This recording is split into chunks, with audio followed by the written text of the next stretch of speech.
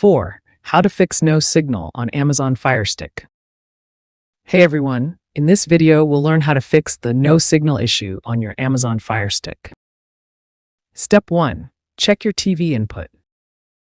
Make sure your TV is set to the correct HDMI input where your Firestick is plugged in.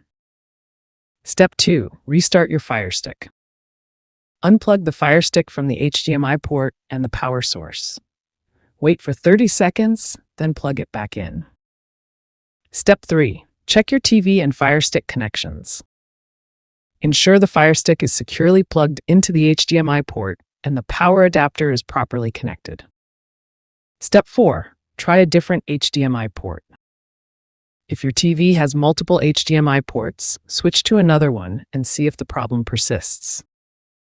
Step 5. Check your TV resolution settings.